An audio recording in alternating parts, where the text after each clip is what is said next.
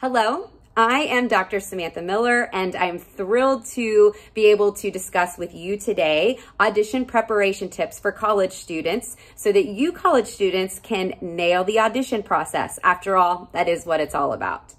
Many of the tips I'm going to share with you today are going to be applicable across the board for a variety of auditions, but I'm specifically focusing today on summer program auditions and young artist program auditions. The info that I do have is a combination of research that I've done on current trends, of course, through trial and error of my own personal audition experience, and through the knowledge of a fabulous teacher and coach in the early years of the audition process that I had. So teachers, let's embrace this as part of our service to help our students and guide our students along in the audition process. I am going to be moving quickly, so if you would like a copy of the presentation, please feel free to email me at srmiller1@liberty.edu, and I'd be happy to pass the information along to you. Part of nailing the audition process is understanding what you can and cannot control so that you can sort through it and focus on the right things. So that's where we're going to start today, is kind of sorting all of that out. Let's talk about first what you cannot control. You cannot control certain physical attributes. Like, I can't control that I'm a short girl. So I may go in for an audition and I may have 3-inch heels on, but they may already have casted a 6'3" dude as my significant other, and it just won't work for us to be on stage together. It just won't look right, no matter how well I sing. I also can't control my vocal fach or my age as much as I might want to. The panel's opinion of me, their decision, that's not in my hands, it's not in your hands, and you just have to go in and sing your absolute best. In addition, there are certain aspects of healthcare that are outside of your control. Think, for example, of our current situation. You could be wearing a mask, social distancing, washing your hands, taking your vitamins, etc., and still get sick because of just the nature of viral illnesses. Sometimes you have to cancel auditions and even performances because you literally can't physically sing from illness. But that's a whole other conversation to have. Here is what you can control, and part of what we're actually going to discuss today. You can control what you apply for and when you audition for certain things. You can control the repertoire that you bring. You can control your presentation and your preparedness.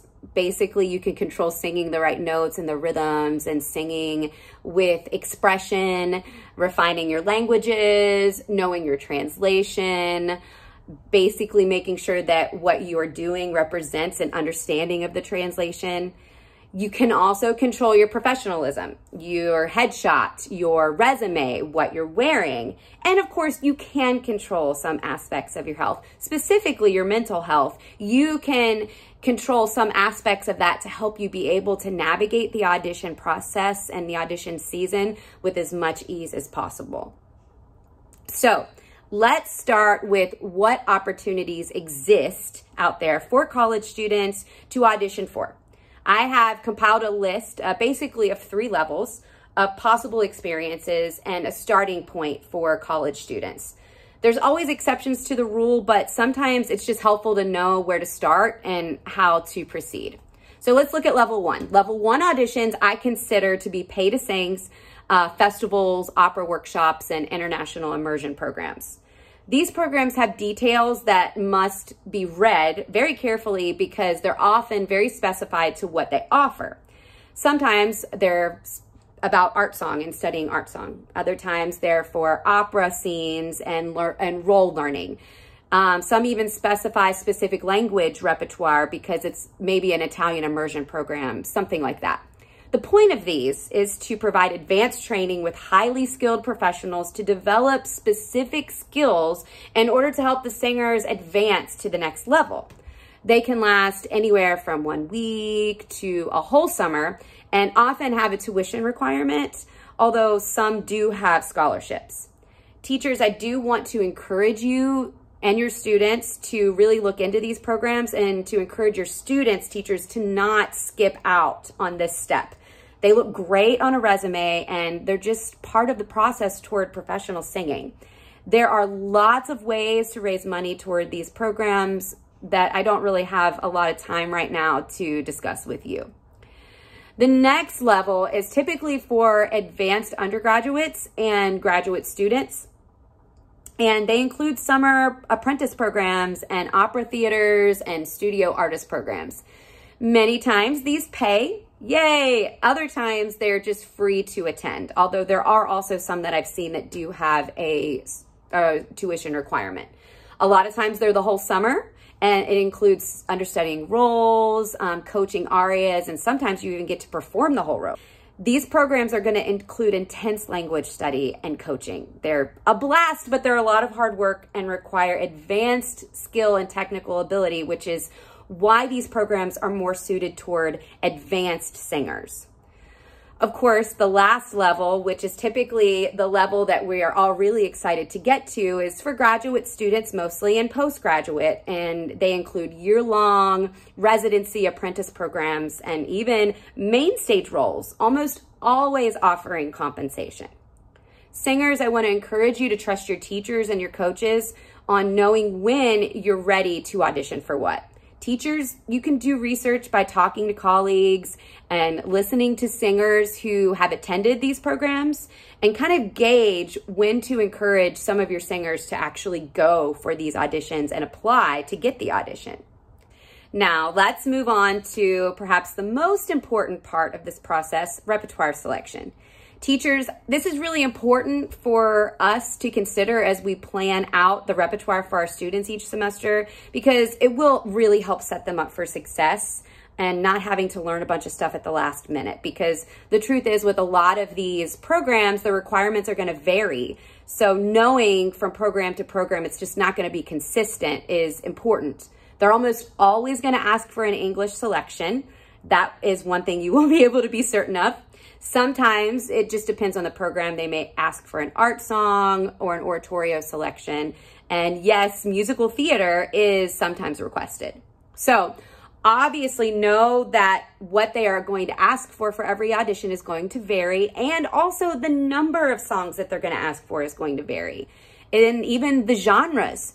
So let's talk about the areas of repertoire that you actually have some freedom in to help the selection process not get too wild and crazy.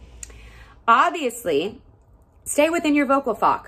Perhaps you find it to be stifling, but the truth is that they want to see that you know who you are as a singer. If you're a lyric soprano who can also sing fast, but can sing a mean, beautiful, full legato line, you can find selections that will demonstrate that without taking you too far across fach lines. Remember, repertoire, it needs to display your bag of tricks while also maintaining vocal identity. Very important. Also, it is not wise to put 5 to 10 minute long arias on your list. Sometimes you only have a 5-minute audition slot. You want to find an aria that showcases your voice, your acting, and an aria that is a great representation of who you are as a singer that's not too long to start with. You want them to hear as much of you as possible. So if you have a long aria that it's just you and you really want to do it, discuss with your teacher and coach a standard cut so that you can present it. In addition to time, consider varying the musical eras of the selections that you pick. It is not practical for every singer to include a Baroque aria, obviously. So I'm not suggesting that. But what I am suggesting is that if you consider yourself a Mozart singer, for example, that you perhaps find some bel canto or some romantic French repertoire to pair with your maybe 2 Mozart selections. And of course, you do have to remember about that English piece that you must have. It shows when you do this that you're a well-studied and versatile singer, which is very important. Along with vocal fach, it is important sometimes for you to brand yourself because of a unique specialty that you have, such as being a character tenor. Select pieces that showcase this. This is who you are, this is my specialty, while also showing your vocal bag of tricks. It's okay to do this, and sometimes it's necessary. Lastly, Select repertoire that will show that you are proficient in language study, and also select repertoire that you are 100% comfortable in and able to nail in your sleep every time. It is unwise to take in repertoire that you have not studied a lot and performed a lot from memory with minimal, if any, mistakes for an audition. Please hear me, very important. While we are discussing musical preparation, let's talk briefly about some of the important things that singers need to be encouraged to do on their own, such as researching outside the practice room, and of course, working with a coach. Outside study, knowing the translation, knowing the character, knowing the scene, the emotional content of the piece, and applying it musically takes an average audition or performance, for that matter, to an amazing audition and performance that the panel will remember. These aspects truly impact the overall performance, and this step cannot be skipped. I won't go through all of these individually, but please take a screenshot or again, email me if you'd like. But I cannot stress enough the importance of these aspects, and teachers, we need to really support our students and help them to do this. The best person to help walk you through all of these things, though, is a vocal coach. I understand that a lot of times as teachers, we end up serving in this role for our students. In fact, teachers, we really do need to do a better job of embracing this as a reality so that our singers are not deficient in some areas. However, coaches have totally different roles than we do as teachers, and they are invaluable. So if you look at this list, you will see how coaches take all of this study and research that you're actually going to do on your own and make it practical to your performance. It is, singers, worth the extra cost. Please consider this as one of the best investments that you can make for your career. I know that my coach was my biggest cheerleader and honestly the most trusted voice in my life during audition season, of course, other than my teacher. Now that we have discussed the musical side of preparation, let's move on and discuss some professional tips for you during the audition process. The resume, the headshot, how to present yourself in the audition room. We are going to breeze through this really quickly, but it's really important to discuss because I know that I found that a lot of people actually don't know how to make a resume for auditions that is appropriate. A job interview resume looks different than an opera resume. The template that I'm going to show you is actually one that was given to me many years ago by trusted professionals at the Martina Arroyo Prelude to Performance program. I've done some research and I really do believe that this template is relevant still today. I obviously have shared this with my students, and you're actually going to see right now on the screen a sample resume of one of my graduate students who's actually beginning the audition process. Let's notice a few things as we go through it. The contact info is at the top of the page with a little JPEG of the headshot. The resume is on one page, only on one page. Each of the sections begin with the most recent event. The columns are perfectly aligned, making everything really easy to read. And of course, you've got headings that are in bold. Not everything is included on the resume, even on Eunice's resume. In fact, the more stuff you do, the more picky you can be and even adjust the resume according to the audition. If you're doing a summer opera theater program that does quite a bit musical theater, you may actually choose to tweak your resume and put more pertinent information on there so that you can keep it on one page. But the big thing is that you always want to make it easy to read. Very, very important. So let's move on and talk to headshots. And I just want to say, man, the trends have changed and they are changing constantly. So my first headshot, for example, was in black and white. And I actually have two sets of headshots to kind of accommodate whatever is happening. So I want to start with the opera singer headshots. Let's talk what they should look like. They should actually look like you. They should show your personality and be of good professional quality with good lighting. Opera headshots are generally more formal than commercial and musical theater headshots. For example, this next page that I'm going to show you, both of these artists are commercial or musical theater artists, making these headshots appropriate, but they would not be quite as appropriate for an opera audition. I wanted to be able to kind of show you the difference there. But how do you dress for an audition? This is a dreaded conversation because the trends have just changed so much from when I was actively auditioning. However, there's a lot of resources that are available to you teachers and students to keep up with all of this. The artistic directors of many reputable companies actually post blogs and write blogs during the audition season, and they give singers tips based off of what they're seeing and what is trending and what they think is appropriate and not appropriate and what they like to see.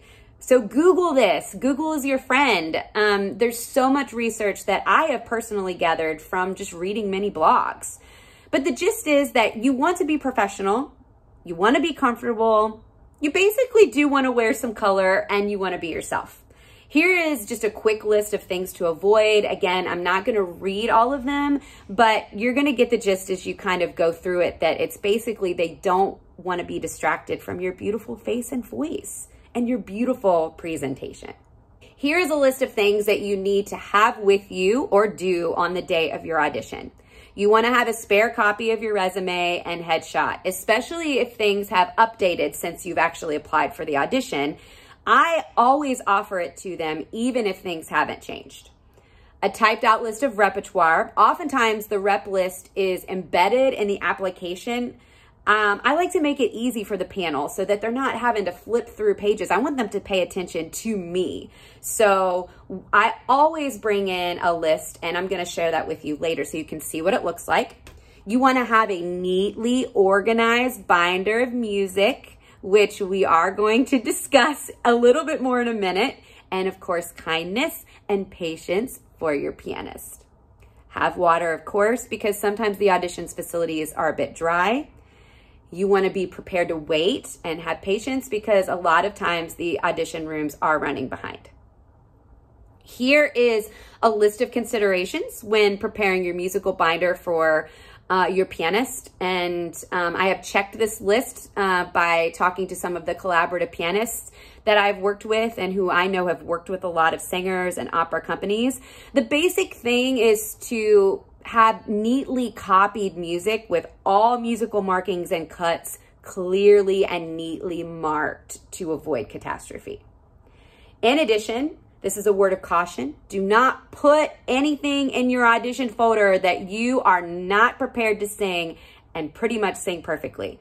I have some stories that actually work to my advantage, but that I could tell you, but I just don't have enough time to do that. I just want you to trust me on this. I am flashing on the screen right now a copy of the sample repertoire list that I take in with me to audition so that you can see what it looks like. Again, if you would like a copy of this, please feel free to email me and I will send it along with the presentation. Let's now move on to discussing mental and physical preparation, which is extremely important because this process is difficult and can be difficult. You're going to get a lot of rejection at first, and sometimes it's hard to handle. And it's really important for us to learn how to take care of ourselves so that we can persevere through this season and get through it, but still do what we love to do, which is sing. Obviously, we all have heard it, get plenty of sleep. You want to learn what you can and cannot eat before an audition. You want to learn what vitamins are important for you to take to stay healthy. You want to have some hobbies. You want to have some music ready to listen to, some shows to dive into so that you can avoid obsessing over when that phone call is going to come or if it's going to come or if that email is going to come.